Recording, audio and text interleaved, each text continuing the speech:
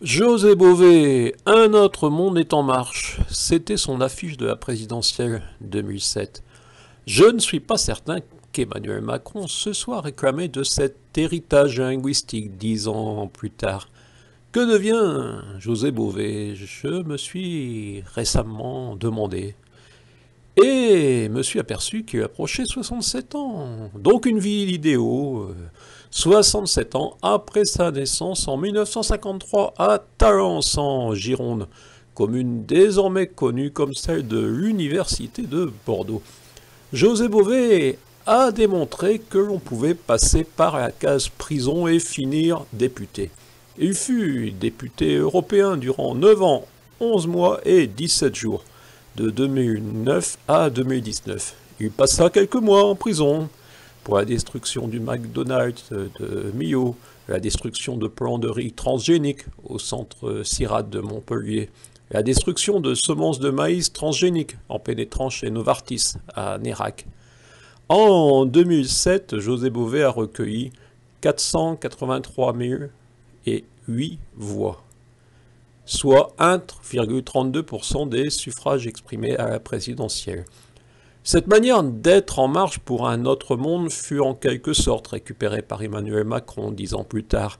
On garde les mêmes mots et on les vide de leur substance.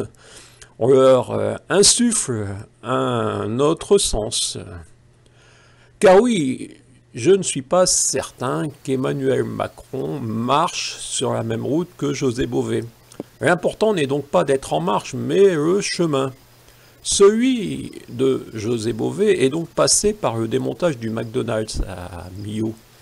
J'ai lu un jour que cet établissement figurait parmi les plus rentables de la chaîne américaine en France.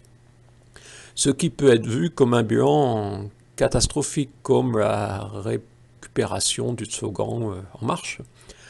Jean-Paul Dubois, le dernier prix Goncourt et l'un des rares grands écrivains français, racontait dans Jusque-là, tout allait bien en Amérique, comment à Ithaca, les habitants, après avoir empêché par 13 années de lutte la construction d'une autoroute, puis bloqué l'installation d'un incinérateur, avaient réagi à l'arrivée de McDonald's.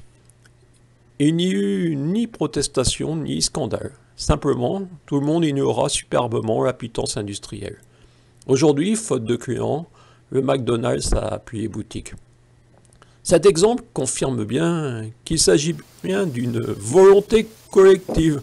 Si l'autre monde vers lequel José Bové était en marche s'est finalement dissous dans l'envie de faire des affaires.